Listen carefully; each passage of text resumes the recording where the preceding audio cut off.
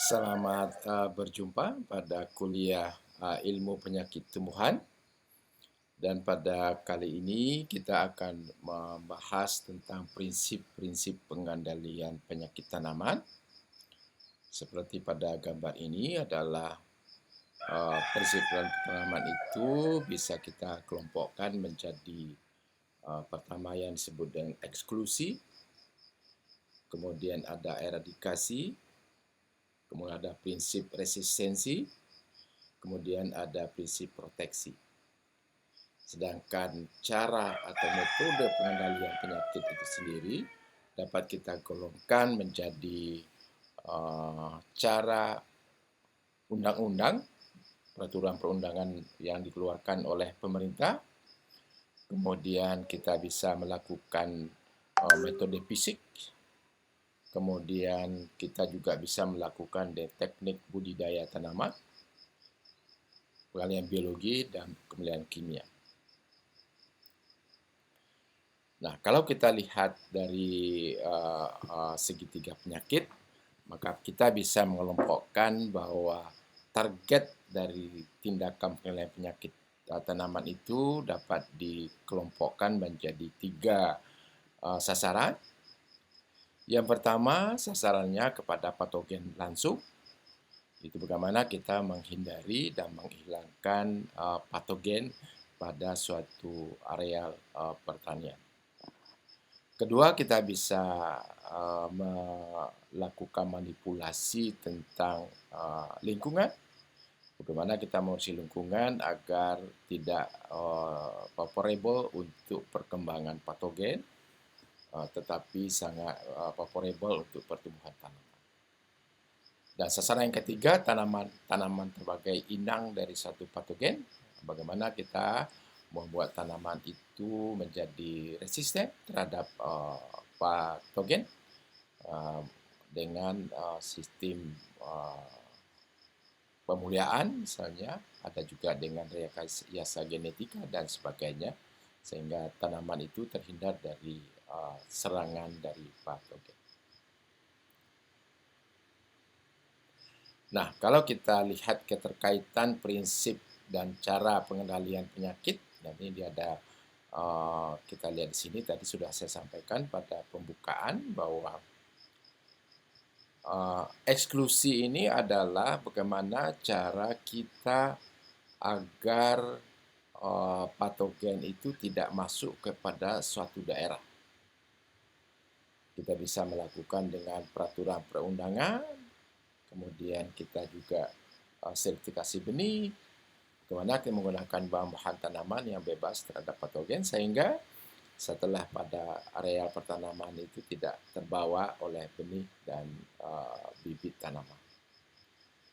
Kemudian ada prinsip eradikasi. Nah, eradikasi ini bisa kita lakukan dengan pemusnahan, dan itu bisa dilakukan pada kegiatan dengan perundang-undangan pada kegiatan budidaya tanaman, kemudian juga dengan pada penelitian biologi, fisik, dan kimia.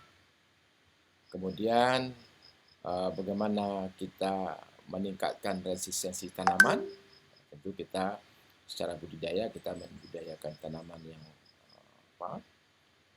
sehat. Kemudian bagaimana kita membuat tanaman itu lebih tahan secara biologi. Kemudian kalau prinsip proteksi ini lebih ke arah bagaimana kita melakukan secara teknik budidaya supaya tanaman menjadi terhindar dari patogen. Kemudian secara biologi bagaimana kita melakukan pengendalian biologi, fisik, dan kimia. Nah, ini adalah keterkaitan antara prinsip. Jadi prinsip dari pengendalian penyakit itu ada 4, ya: eksklusi, eradikasi, resistensi, dan proteksi. Sedang caranya adalah melalui perundangan, teknik budidaya tanaman, pengendalian biologi, pengendalian secara fisik, dan pengendalian secara kimia. Nah, kalau kita lihat teknik budidaya yang terkait dengan pengendalian penyakit tanaman, ini ada beberapa aktivitas budidaya yang bisa kita gunakan bagaimana untuk menghindari tanaman menjadi terhindar dari serangan patogen. melakukan sanitasi. Jadi, sanitasi ini adalah bagaimana kita menghilangkan sumber-sumber infeksi dari patogen, baik pada tanaman budidaya itu sendiri maupun pada tanaman inang alternatif, gulma, dan juga pada tanaman liar yang ada yang di sekitar tanaman yang kemungkinan menjadi inang dari patogen. Kemudian pengolahan tanah yang baik, pengolahan air, termasuk drainase yang baik, kemudian rotasi tanaman untuk memutus siklus hidup dari patogen, kemudian tanaman serempak, pengaturan jarak tanam ini untuk mengurangi kelembaban dalam satu area tanaman, kemudian ada tumpang sari, kemudian menanam varietas yang unggul.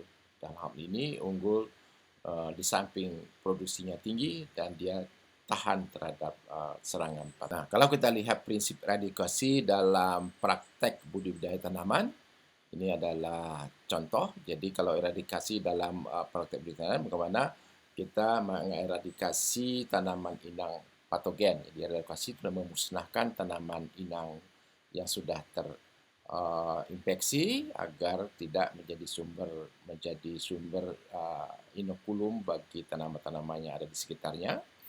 Kemudian kita merotasi tanaman dengan bukan tanaman inang. Artinya tanaman yang kita rotasi itu adalah tanaman yang bukan inang dari patogen yang menjadi masalah pada tanaman sebelumnya. Kemudian tadi sudah saya mulai dengan tanaman sanitasi tanaman sakit atau bagian tanaman sakit. Jadi kalau kita melihat tanaman sakit, kita harus musnahkan, atau bagian daun atau dahan yang menunjukkan gejala yang bisa menjadi sumber infeksi, kita ambil dan kita musnahkan. Menciptakan kondisi lingkungan yang tidak menguntungkan bagi patogen. Bagaimana kita membuat drainase yang baik agar tidak terjadi genangan yang menguntungkan untuk perkembangan patogen tular tanah seperti Phytophthora, Fusarium, dan sebagainya. Kemudian bagaimana kita melakukan penunasan agar kelembaban di tajuk tanaman itu berkurang sehingga perkembangan patogen juga menjadi lebih tidak kondusif. Kemudian bagaimana kita mengendalikan gulma agar tidak terbentuk iklim mikro yang ada di sekitar tanaman yang menguntungkan untuk patogen. Ini adalah salah satu prinsip eradikasi yang kita praktekkan dalam budidaya tanaman. Nah, kemudian kita lihat prinsip eradikasi dan proteksi tanaman dalam penilaian biologi. Ini kelihatannya terkaitannya kalau eradikasi dan penilaian biologi, bagaimana kita mengaplikasikan agensi hayati. Jadi hayati parasitisme, antibiosis atau kompetisi dari suatu agensi hayati terhadap patogen yang menjadi masalah.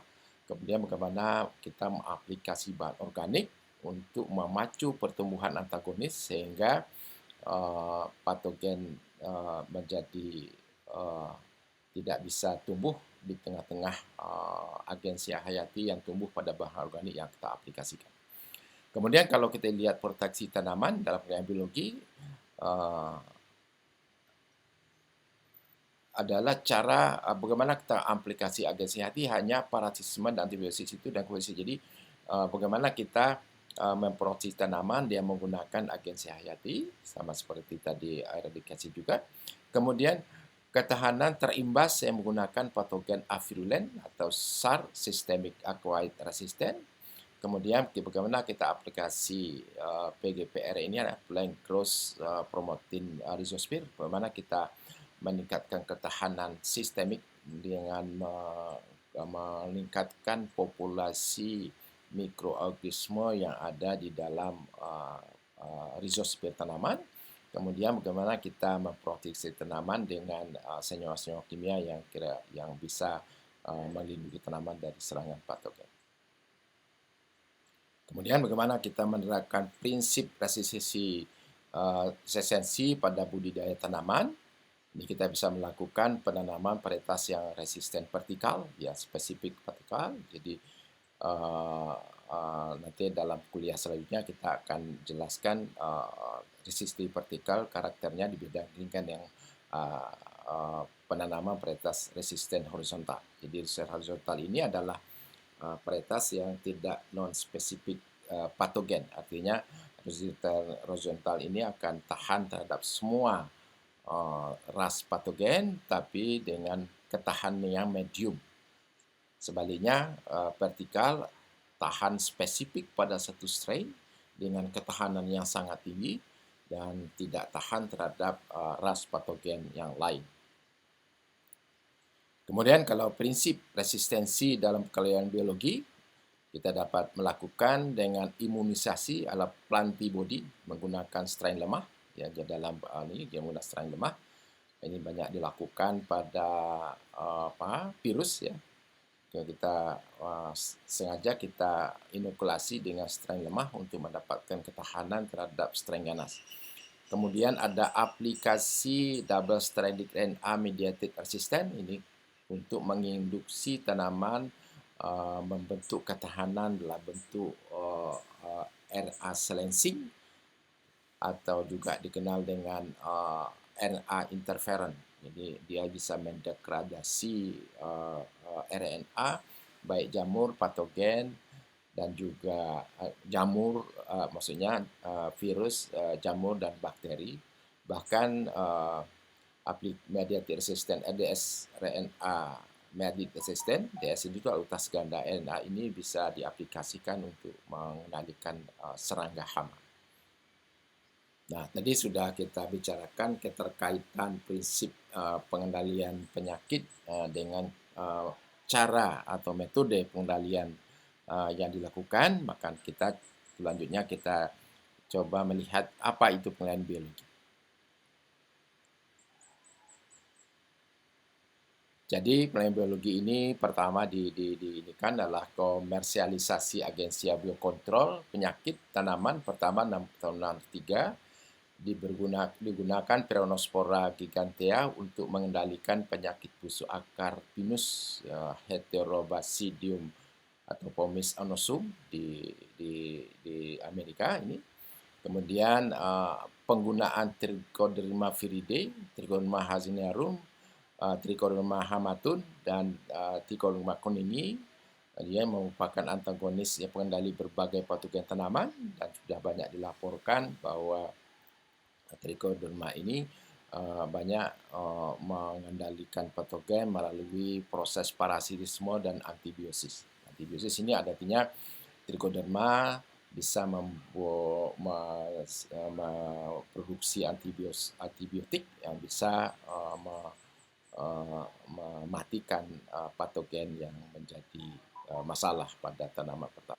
Dan ini adalah beberapa jenis agensia hayati yang sudah dipakai dalam mengendalikan patogen. Dari golongan bakteri ada Arobacter radiobacter. Ini banyak di Amerika sudah dikomersilkan untuk target penelitiannya adalah tumor gall pada tanaman dikotil padanya. Bacillus subtilis ini juga di Amerika.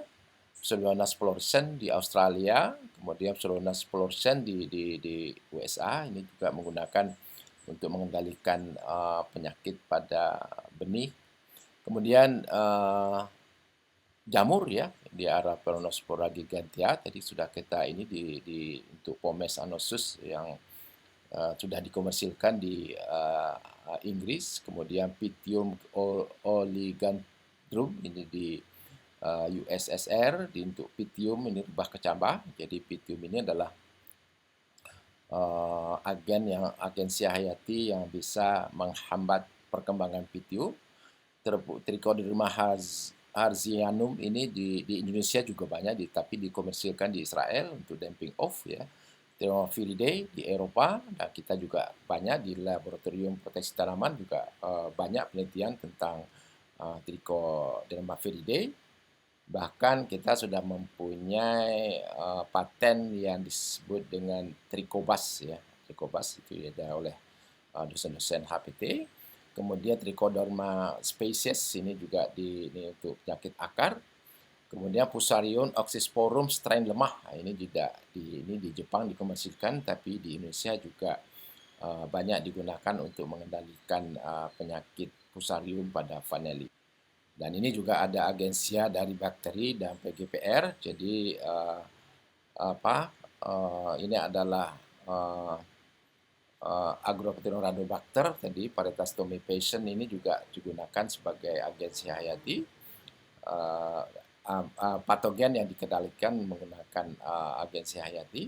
Kemudian penyakit take all ini banyak menyerang gandum ya dengan Trichoderma species dan Pseudomonas fluorescens. Kemudian penggunaan PGPR disampaikan adalah bahwa PGPR ini adalah Plant Growth Promoting Rhizosphere, dan hal ini ada kalau gelombang bakteri ya Rhizobacteria. Tapi kalau secara umum itu adalah Rhizosphere, merupakan kelompok Rhizobakteri yang mampu meningkatkan pertumbuhan tanaman melalui mekanisme produksi antibiotik, sidrofor maupun plant growth hormone. Nah, ini saya kira banyak dikaji sekarang karena penggunaan fungisida atau pestisida kimia sangat dikurangi, sehingga saat ini banyak dipelajari bagaimana kita menggunakan PGPR ini menjadi salah satu alternatif yang mengendalikan patogen dengan yang ramah lingkungan. Nah, kalau kita lihat mekanisme kerja dari agensi hayati dalam mengendalikan patogen, kita bisa lihat bahwa ada kompetisi substrat, kompetisi nutrisi antara patogen dengan agensi hayati, yang sehingga akan mengurangi pertumbuhan patogen. Ada sidrofor production, ini adalah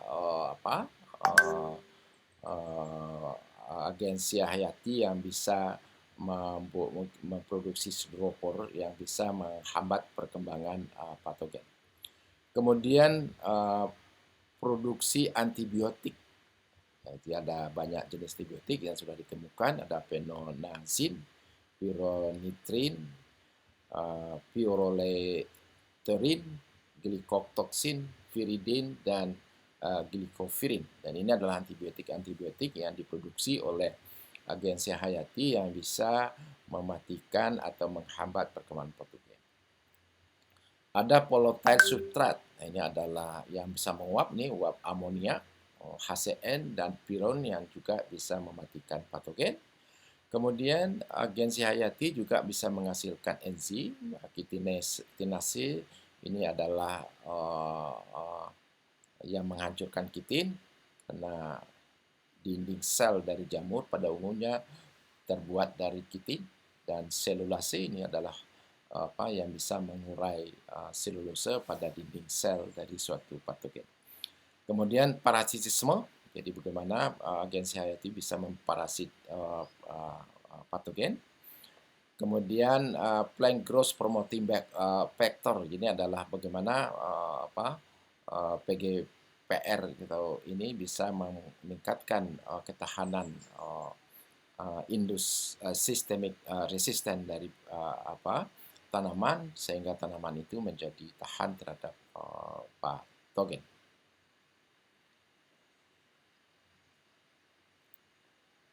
Nah, kalau kita lihat ini adalah salah satu gambar atau foto mikoparasit Trichoderma pada jamur. Ini kelihatan bahwa Trichoderma hazeniarum ini memarasit hipa dari Rhizoctonia solani. Ini adalah dia menembus ini, kemudian dia mempenetrasi dan mengambil nutrisi dari hipa Rhizoctonia, sehingga Rhizoctonia akan mati. Nah, kalau kita kembali kepada prinsip eradikasi dan protasi dalam pengenalan fisik, ini kira-kira bisa yang bisa kita lakukan. Secara fisik kita bisa mengeradikasi patogen melalui solarisasi tanah. Jadi tanah kita solarisasi dengan meningkatkan bagaimana kita mensterilkan tanah dengan solarisasi tanah. Bisa juga dengan menggunakan mulsa, ya. Jadi mulsa akan meningkatkan suhu permukaan tanah sehingga tidak kondusif untuk pertumbuhan patogen.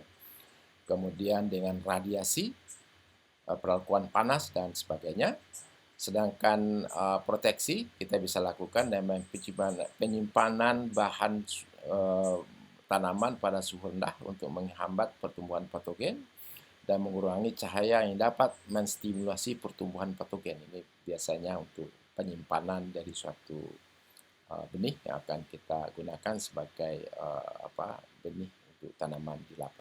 Nah, kemudian kalau kita lihat prinsip eradikasi dan proteksi dalam pengelolaan kimia, kita bisa lakukan aplikasi pestisida, kemudian bisa kita lakukan dengan fumigasi tanah, kemudian kita bisa melakukan perlakuan benih, aplikasi, kemudian bagaimana proteksi dalam pengelolaan kimia, kita bisa lakukan aplikasi pestisida dengan aplikasi penyemprotan pestisida untuk melindungi tanaman, perlakuan benih dengan pestisida, desinfeksi pada luka akibat mekanik alat pertanian menggunakan pestisida dan disinfektan. Nanti kita akan lihat bagaimana aplikasi fungisida dalam pengendalian patogen di lapak.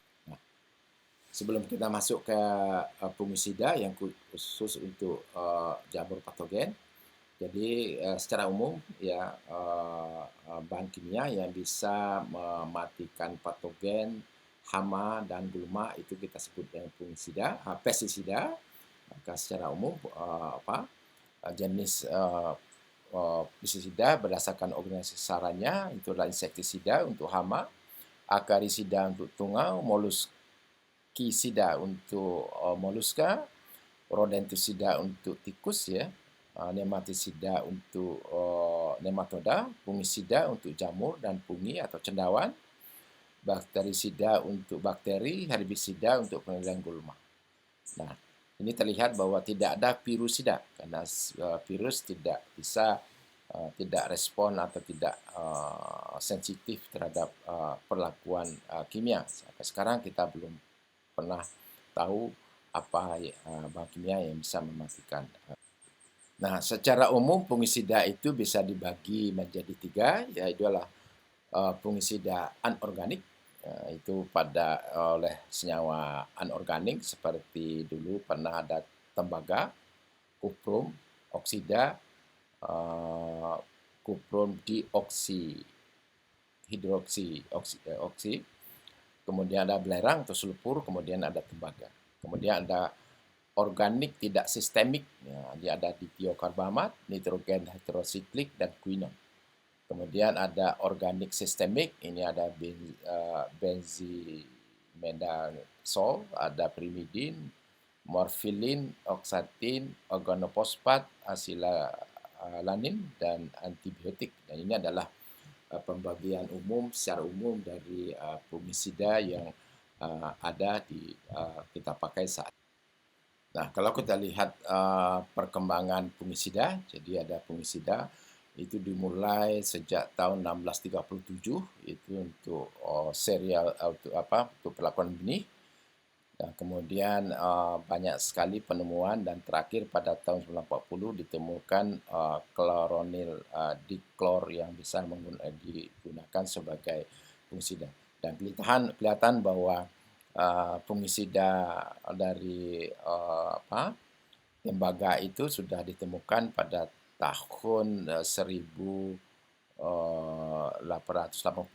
ditemukan bubur Bordeaux ya. Jadi di sini kemudian ada sulfur pada tahun 1824 dan ini sejak mulainya pertanian secara intensif dan sudah bermasalah dengan patogen terutama jamur, dan di situ sudah masalah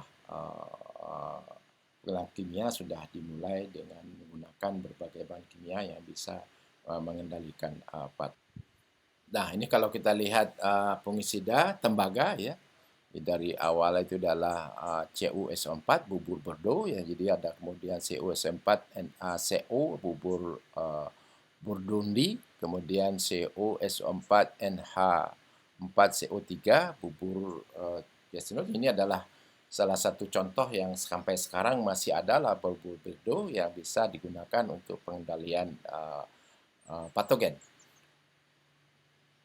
Di sini dikatakan bahwa dia sangat toksik pada banyak jamur, jadi broad spectrum ya. bersifat fitotoksid dan dia juga mempunyai sifat toksid. Kemudian kelemahan dari salah satu fungisida ini adalah bisa membuat korosi pada alat penyimpanan dan juga pada alat penyemprotan juga bisa, karena dia merupakan bahan kimiaan. Kalau kita lihat pembagian fungisida secara umum, fungisida itu ada fungisida kontak dan ada fungisida sistemik. Apa fungisida kontak? Yaitu fungisida yang bekerja hanya pada tempat di mana terjadinya kontak antara objek sasaran dengan fungisida. Jadi hanya bekerja pada daun, pada buah, dan sebagainya. Kemudian ada fungisida sistemik, yaitu fungisida yang dapat masuk dalam tanaman sehingga dapat membunuh patogen sasaran yang berada dalam inang. Jadi bisa, kalau kita tahu bahwa patogen itu di dalam tanah, kita bisa menggunakan sistemik dan fungisida itu bisa menjangkau patogen yang berada pada akar. Nah, ini adalah salah satu gambar bahwa fungisida sistemik itu akan terkait dengan transportasi melalui silem dan juga bisa melalui Waalaikumsalam. Nah, berikutnya kalau kita lihat karakter fungisida kontak dan fungisida sistemik, dapat kita bedakan. Pertama, sama-sama diserap ya. Arti fungisida kontak juga diserap oleh tanaman. Sedang fungisida kontak tidak mobile. Artinya tidak disebarkan ke seluruh bagian tanaman, sementara sistemik dari daun akan disebarkan ke seluruh bagian tanaman. Kemudian kontak pada prinsipnya bersifat preventif, artinya menghalangi jangan terjadinya infeksi patogen.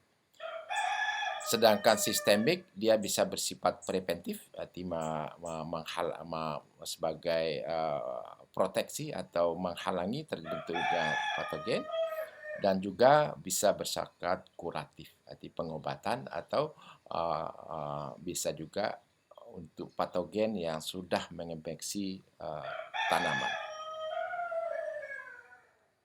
Kontak biasanya multi-site action atau aksinya pada banyak aksi metabolisme. Jadi kalau kita pelajari mekanisme kerja fungisida, ini adalah kalau kontak dia bisa menghalangi banyak proses metabolisme pada patogen. Sedangkan sistemik biasanya single site action, dia hanya menghalangi atau menghambat metabolisme unsur tertentu, misalnya merusak mitokondria, misalnya menghalangi fotosintesis dan sebagainya. Fungisida kontak jarang menimbulkan resistensi patogen. Sementara fungisida sistemik biasanya akan menimbulkan perkembangan strain-strain baru dari patogen. Itu beda dari segi itu. Dan kalau kita contohnya yang kontak itu ada yang merek dagangnya Mancozeb, Manet Sulfur, tembaga, klorotalonil, dan sedangkan yang sistemik salah satu contohnya metaloxyl, dimetomorf, difenite, metil, dan procap. Dan ini adalah contoh-contoh bahan aktif fungisida yang sistemik yang tersedia saat seperti yang kita sebutkan pada slide sebelumnya. Maka fungisida berdasarkan situs kerja ada yang memiliki efek fungistatik. Jadi fungisida yang fungistatik itu menghentikan perkembangan patogen fungi. Kemudian memiliki efek fungitoksid. Nah, ini bisa mematikan, jadi mematikan jamur. Kemudian ada yang bersifat antisporulan. Itulah fungisida yang menghambat terbentuknya spora dari satu. Nah, kemudian kan berdasarkan cara kerja tadi sudah kita sebut bahwa fungisida non sistemik atau tidak sistemik, fungisida sistemik, dan fungisida sistemik lokal. Jadi sistemik lokal itu atau terbatas pada organ-organ tertentu. Sedangkan berdasarkan waktu aplikasi ada fungisida preventif atau protektif, ada fungisida kuratif untuk pengobatan, ada fungisida eradikatif untuk mematikan jamur. Kemudian ada penghambat sporulasi seperti apa yang telah saya sebelumnya. Dan ini adalah salah satu atau mekanisme kerja dari fungisida. Jadi fungisida itu tadi banyak situs yang menjadi sasaran kerjanya. Ada mengintervensi sintesis asam nukleat, ada yang menghambat mitosis dan pembelahan sel, ada yang menghambat respirasi sel, menghambat sintesis asam amino dan protein, pentransduksi menghambat sintesis lemak dan membran sel, menghambat biosintesis steroid, mengintervensi sistem kelukan dan dinding sel, menghambat sintesis melanin dan menginduksi pertahanan tanaman terhadap patogen. Jadi ada juga bahan aktif yang bisa menjadi elisitor untuk meningkatkan ketahanan, untuk membangun atau membangkitkan ketahanan sistemik. Nah, kalau kita lihat fungisida berdasarkan inhibitor spesifik pada jamur, maka fungisida bisa kita lihat bahwa ada fungsinya biologis, fungisida multi-site inhibitor, artinya dia tidak saja menghambat satu titik, tapi dia bisa menghambat banyak proses metabolisme yang terjadi pada jamur. Ada fungisida monosite inhibitor, itu hanya seperti antibiotik, yang bisa menghambat pembentukan di membran sel misalnya. Ada fungisida monosite inhibitor, ada yang yang menghambat pada titik tertentu dari suatu organ tanaman. Nah, berikut ini adalah contoh fungisida, aksi kerjanya pada jamur, kemudian aksinya pada tanaman, dan contoh fungisidanya. Jadi sebagai contoh misalnya copper fungisida, dia bisa multi-site, artinya tidak hanya pada satu titik. Kemudian actionnya pada tanaman protektan, dan contohnya cuprum oksida dan cuprum dihidroksi.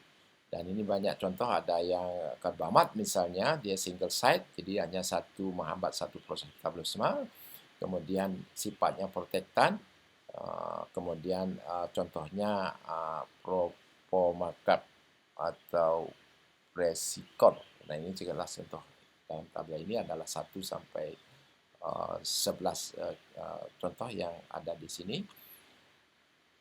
Nah, kalau kita lihat bagaimana metode aplikasi fungisida, jadi ada yang penyemprotan dan penghembusan pada daun, jadi berupa cair dan juga debu, ya, pendebuan atau penyemprotan pada tanaman. Kemudian dia bisa dilakukan melalui perlakuan benih, jadi biji umbi sebagaimana biasanya diberi senyawa kimia untuk mencegah pembusukan dan juga mencegah patogen-patogen terbawa benih yang akan ditanam di lapangan. Jadi biasanya fungisidanya dalam bentuk WP, ini ada formulasi wettable powder, jadi tepung yang basah yang bisa dicampurkan dengan benih untuk mengawetkan benih agar tidak terkontaminasi patogen. Kemudian ada pelakuan tanah, ya. Jadi ada pelakuan tanah untuk membebaskan tanah dari berbagai jasad termasuk jasad yang patogen. Jadi bisa menggunakan zat-zat kimia yang bisa contohnya salah satunya lah fumigasi dengan fungisida yang mudah menguap, yang bisa mematikan patogen dalam tanah. Kemudian ada perlakuan terhadap luka yang akibat alat-alat pertanian yang menggunakan zat-zat kimia yang bisa menghalangi infeksi patogen pada melalui luka yang terbentuk akibat luka mekanik. Dan kalau kita lihat dampak negatif penggunaan pestisida termasuk fungisida, ya, pertama dampak terhadap pengguna keracunan, jadi manusia bisa keracunan, gangguan penyakit yang akibat dari pestisida termasuk fungisida, bakterisida, dan nematisida. Dampak bagi konsumen keracunan kronis yang tidak segera terasa tapi akumulasi secara kronis yang bisa mengakumulasi bahan aktif fungisida atau pestisida dalam jaringan tubuh manusia. Kemudian dampak terhadap lingkungan, itu lingkungan tercemar, terbunuhnya organisme non-target, jadi banyak diakibatkan oleh penggunaan pestisida yang tidak bijaksana. Kemudian terjadinya resistensi OPT, kalau untuk hama ada resurgensi OPT, dan kemudian munculnya hama baru akibat itu. Kemudian dampak sosial, biaya produksi yang tinggi, proses perdagangan terhambat karena kontaminasi. Nah, kemudian kalau kita lihat formulasi pestisida termasuk fungisida, dalam suatu kemasan itu ada bahan aktifnya, kemudian ada bahan pembantu, dan ada bahan pembawa. Jadi bahan aktif dalam senyawa kimia yang menjadi faktor yang beracun atau bisa mematikan patogen atau hama. Kemudian pembawa ini larutan, pelarut yang bisa menjadi larutan pestisida seperti apa yang kita lihat. Sekedar pembawa ini adalah pembawa digunakan untuk menurunkan konsentrasi. Jadi campur bisa berupa air, minyak, dan juga yang lain. Ini adalah contoh kemasan, ya. Jadi kalau kita lihat polikon 70 UEG, ini adalah contoh formulasinya. Jadi kemudian ada 300 EC. Jadi kalau EC itu emulsion concentrate atau emulsion variable concentrate atau EC. Kalau ujungnya SE soluble liquid. Kemudian kalau WP, ya ini WP, ini adalah wettable powder. Kemudian kalau dia ujungnya SP atau S, ya soluble powder, jadi tepung yang bisa ini kalau butiran biasanya granul atau G. Ini contoh-contoh formulasi fungisida yang kita temukan di pasar. Nah, saya kira itu yang perlu saya sampaikan pada kuliah kali ini, dan mudah-mudahan saudara bisa mengikuti. Terima kasih. Assalamualaikum warahmatullahi wabarakatuh.